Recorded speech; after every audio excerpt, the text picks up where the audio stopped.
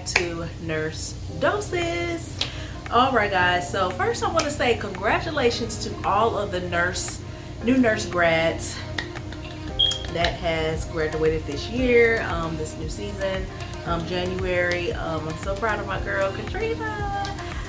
Shout out to her. She is going to be graduating. Well, her ceremony will be towards the end of this month, and I can't wait to go and cheer her on. She's finally finished her BSN. So congrats to all of the grads. This video is dedicated to you guys. You have did it. You crossed the finish line, and I'm so happy that you are part of the team, part of the crew. This also is dedicated to, obviously, those that are coming in, the newbies. Okay, this video is going to talk about how to get through that first year of nursing school. It's grueling in your mind. You know, you're thinking like, oh my God, it's nervous. You know, it's gonna be nerve-wracking. But it's something that it's not going to be as bad as you think. It's going to be a time that you're going to remember for the rest of your career, and you have to set the tone right away. So let's get started. Let's talk about some tips that I think will help you get through the first year of nursing school. I also dedicate this to my friend Katrina because, you know, she's fresh out of school. She gave me few little tips to share with you guys too, in combination with you know, things that I remember on how to just get through. And you know, you're gonna need just a little bit of a nudge, a little bit of a you know, holding up the hand first. So first of all, what you're gonna need to do is establish a support system. You definitely need to communicate with your peeps. Talk to your family, talk to your loved ones, your spouses. Okay, talk to your spouses, talk to your children, talk to your friends. Let them know, hey, I'm in the zone, baby. I'm in the zone. I got to get this.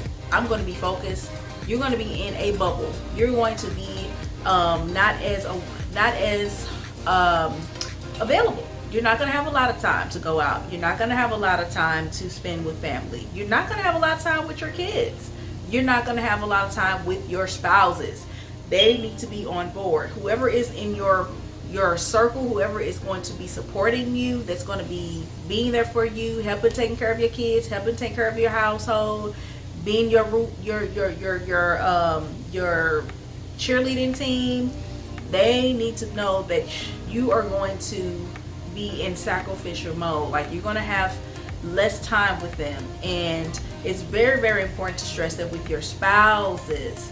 They need to know, while you are sacrificing, while you are in the zone, while you are putting your personal needs, your whatever to the side, they also kind of need to know that there's going to be some sacrifices and compromises in the relationship, and that you're going to need their support.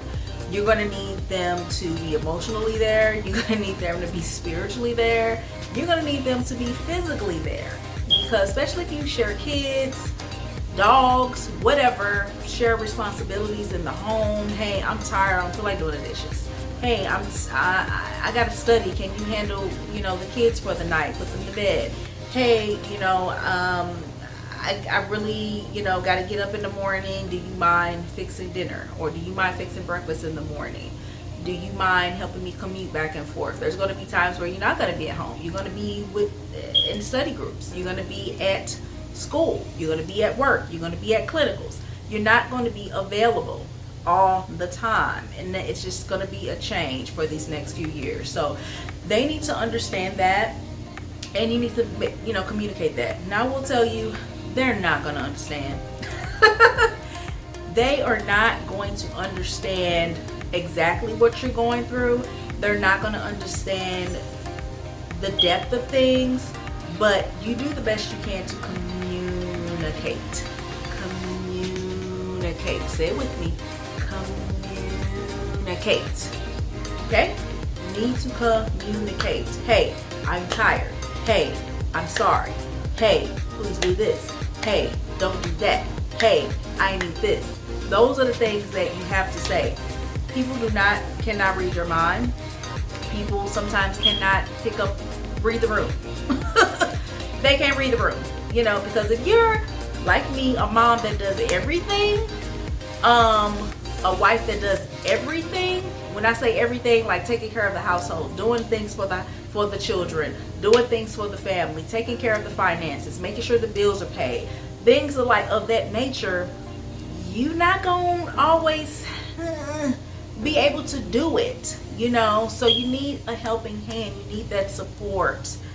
I can't stress that enough. So just make sure that you are communicating. That's it, that's all.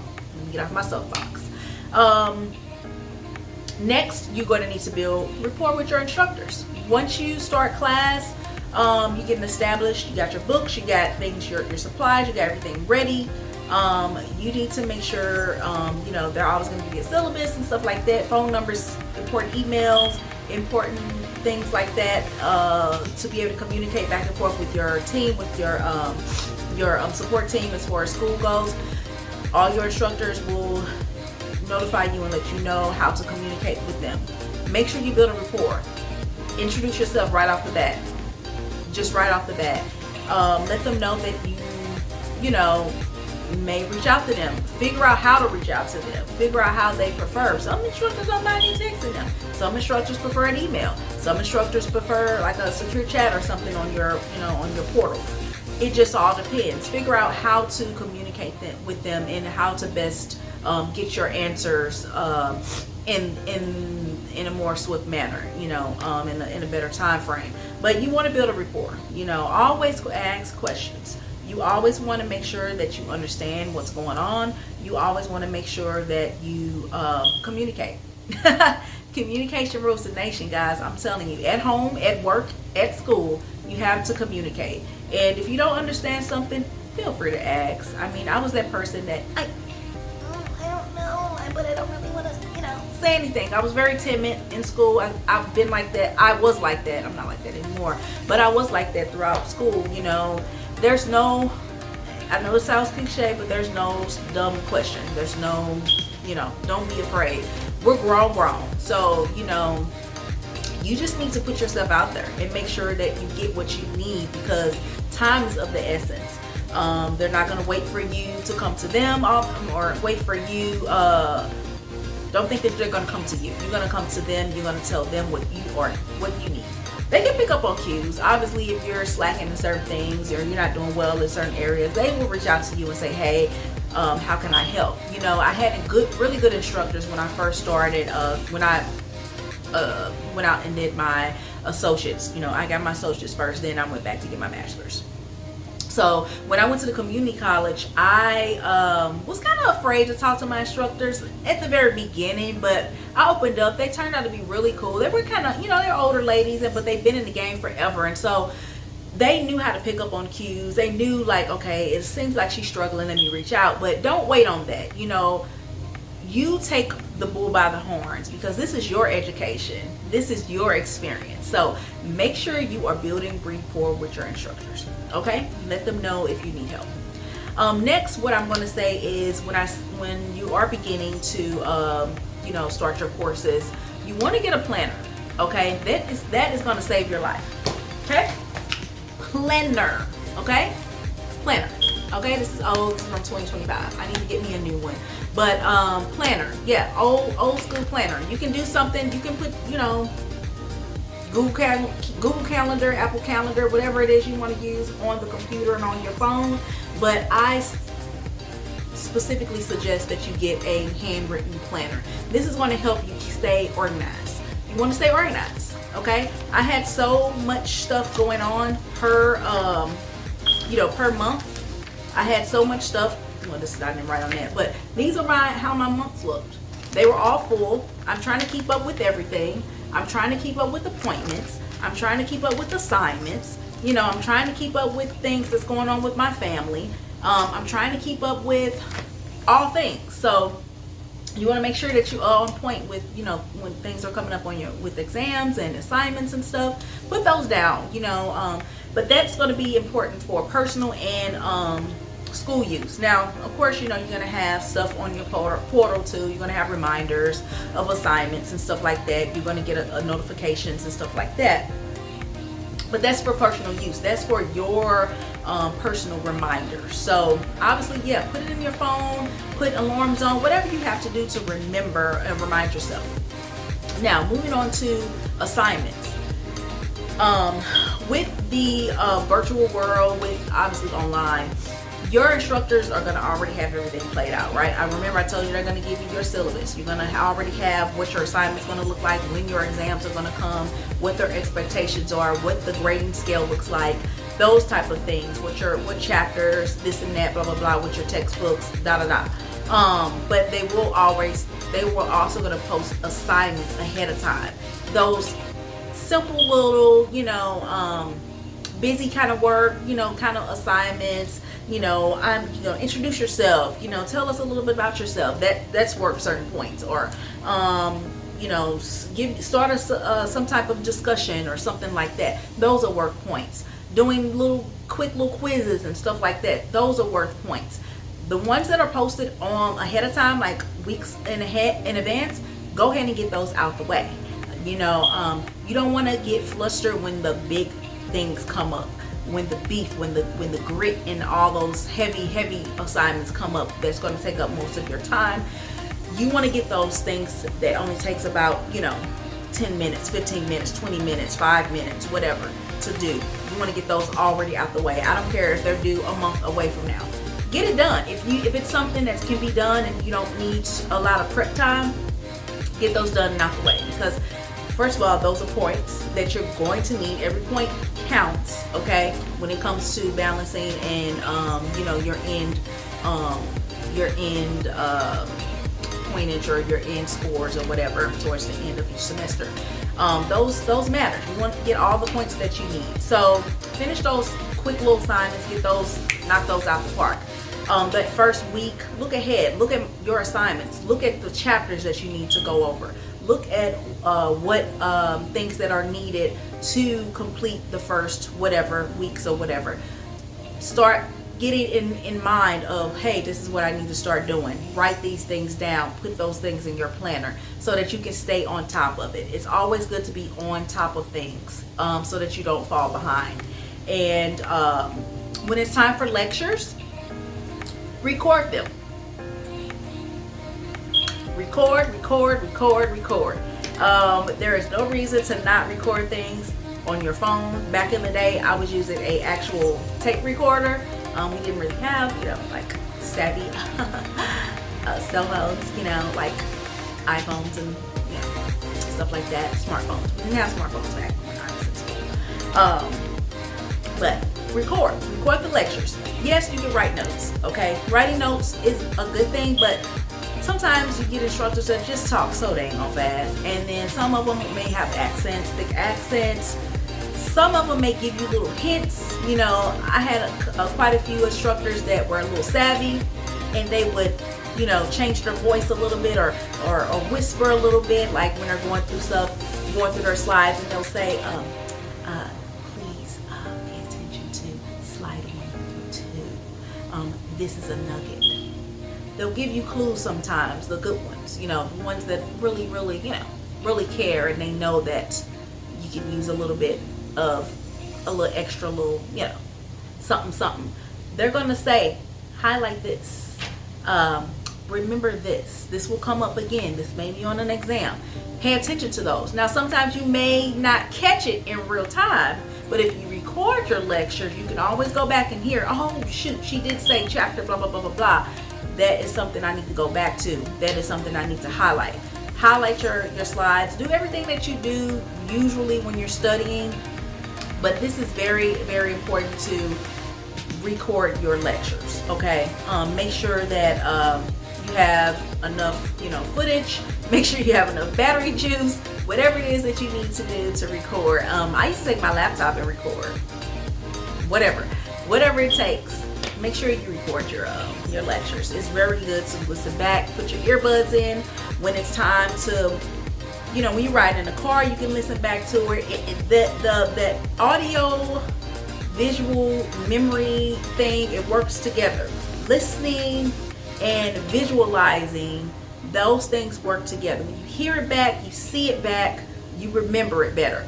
that's just how it goes, guys. Sometimes some people are visual, some people remember what slides look like, and when she said this and how she said that. But being able to listen to your instructor, listen to her say or him say certain things, that will help you throughout your class, and that will also help you during exams too, because you can hear their name, hear their voice, like, remember such and such is this, remember this is what we have to do.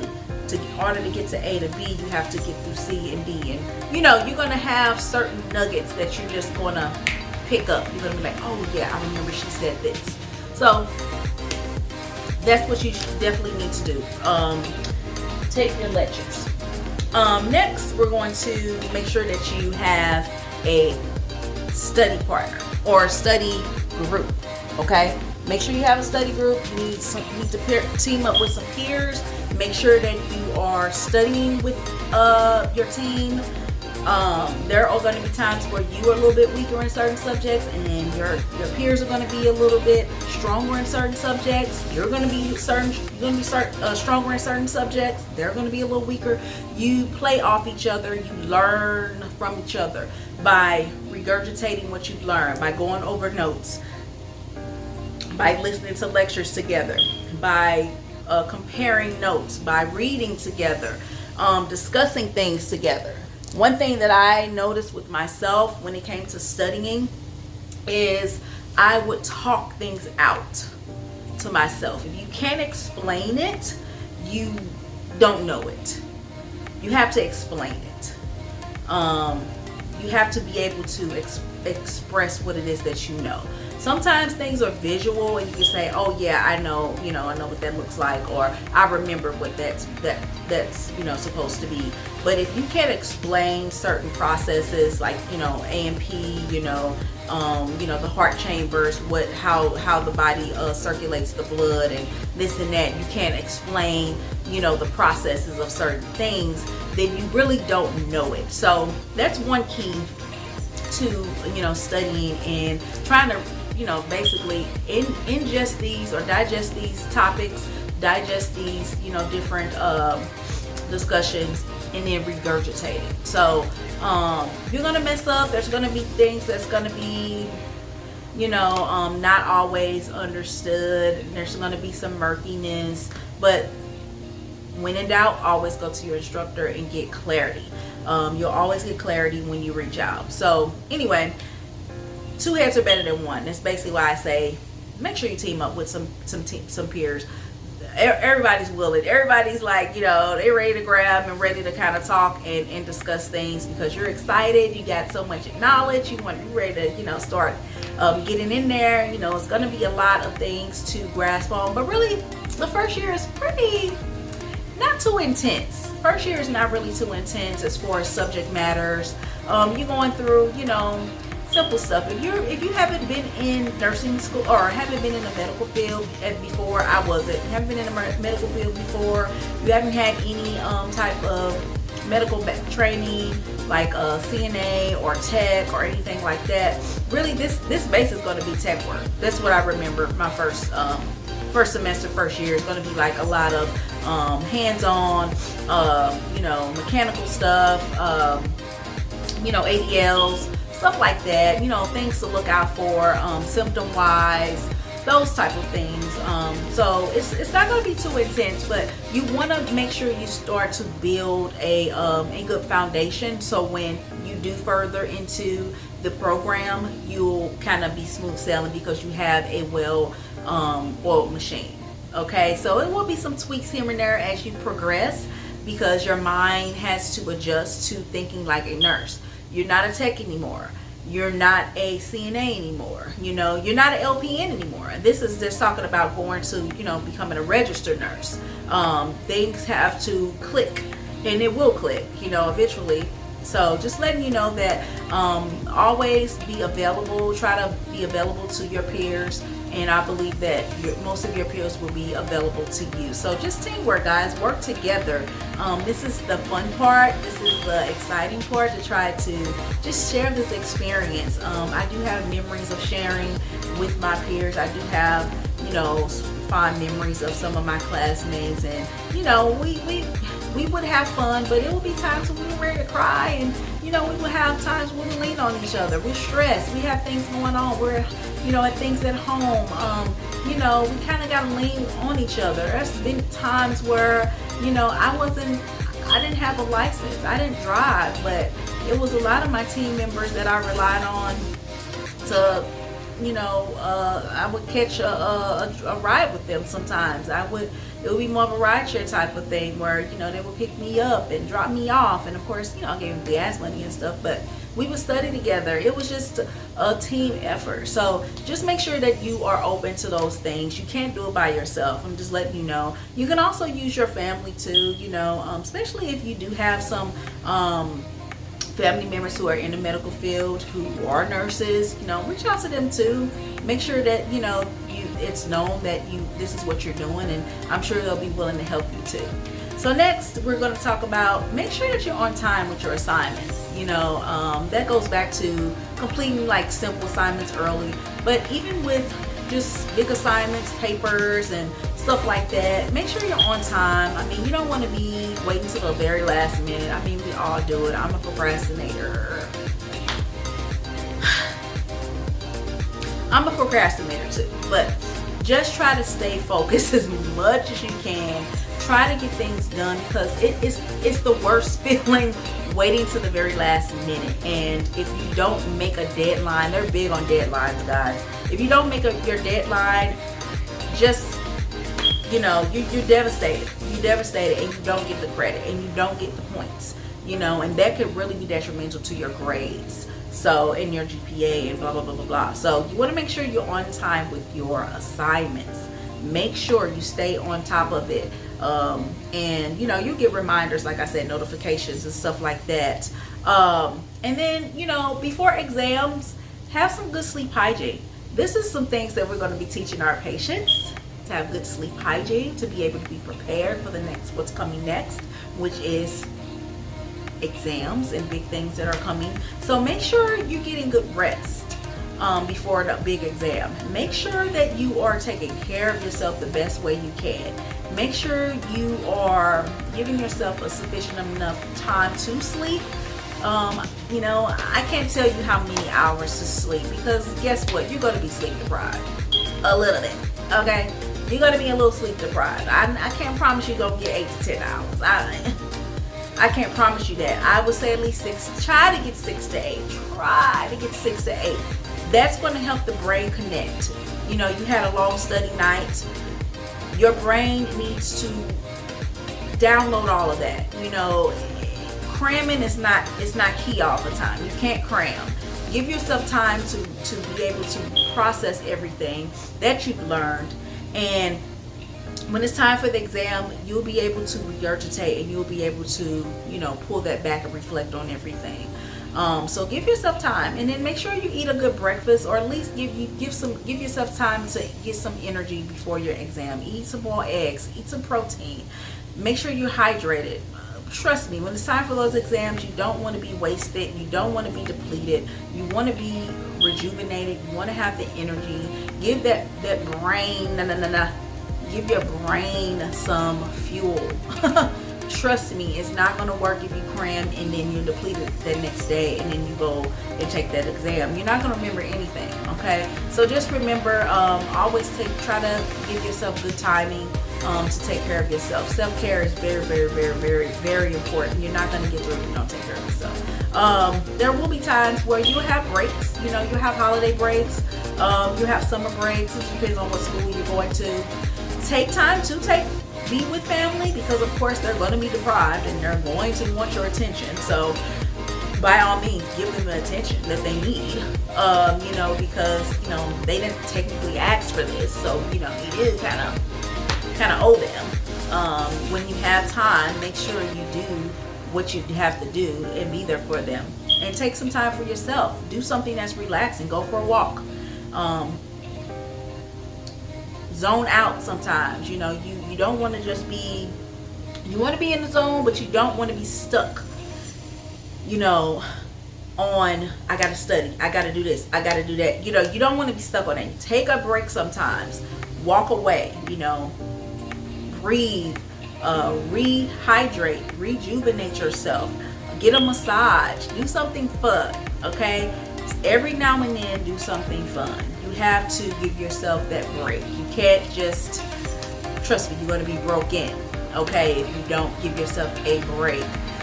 It's going to be difficult because you want to stay on top of things, but you have to plan and say, hey, you know, next Friday there's no exam due. Hey, I'm gonna take that time to just relax, get into a good movie. You know, if it's nice outside, go for a walk the dog. You know, my kids have been asking me to go to blah blah blah blah. We're gonna do that. My husband, you know, we do for a date or something like that. Take some time, but you really do need some me time too. So try to balance that somehow. And what else? That's pretty much it. I think, you know, you'll do well. You know, first year of nursing school is not really too bad. You just, like I said, you just want to have that foundation. You're building the foundation that's going to set the tone for the rest of your year so that, you know, you can achieve everything that you need to achieve, that you can be successful, that you can meet that finish line. So guys, have a good time during this first year. Enjoy yourself. Enjoy being a sponge. Absorb everything that you need to absorb.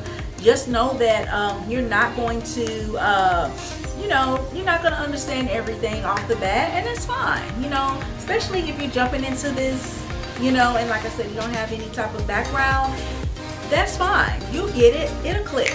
Eventually it's going to click. Oh, it's one other thing I was going to mention too when studying or just in general for nursing. If you want, it's good to also find some resources too that's going to help with studying. You want to go ahead and start thinking about NCLEX questions because that's going to be big. With these exams, they're going to be NCLEX style.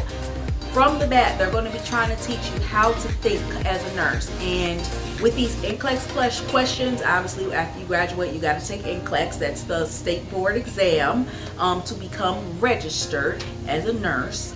So you're going to have to answer this exam, and you're going to have to learn how to answer these questions. So there are plenty of resources out there. I will put some in my description box, some different resources that you can check out. Osmosis was a good one that that you can download on your phone. There's so many different apps you can download on your phone. It's good to just do practice questions, basically is what I'm getting into. Practice questions. The more you get yourself into the into the role, into the move, or into the groove of learning how to answer certain questions, the easier you'll feel. Most comfortable you'll get when it comes to answering NCLEX questions. Osmosis. I also did, what else was it? Saunders is a good one. She's a author of like NCLEX and everything, like NCLEX prep. So you can download her app, and I believe you can purchase her book. You can go on Amazon. I mean, so many different resources. I did also a Quizlet just to kind of help me do like flashcards and stuff like that. Just quick little quiz stuff, just stuff on the fly that you can download on your phone, you know, when you're like not busy at work. Hey, let me do a couple little questions. Let me quiz myself, especially if you know an exam is coming up. So just use all the resources that you can use, especially stuff you can do YouTube, you can do Google. I mean, there's so many different things out here now that I didn't even have when I was in school. So take advantage, guys, of those different resources to just get yourself into the mindset of answering NCLEX questions, because that is going to be key to furthering your knowledge base and furthering your you know, your understanding in this nursing field. So I hope that helped you guys. I'm so excited for y'all to start, whoever is going to be starting soon. Congratulations to those who are done once again, and yeah, let me know what y'all think. Put it in the chat and let me know what do y'all think. Is there anything that I missed, anything that you are nervous about? Maybe I can help.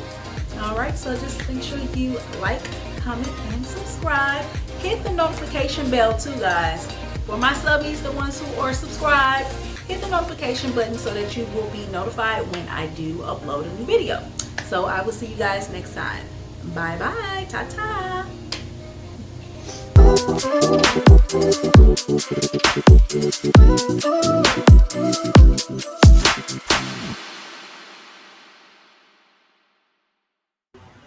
If you enjoyed this content, check out my ebook, So You Want to Be a Nurse, over at Amazon Kindle.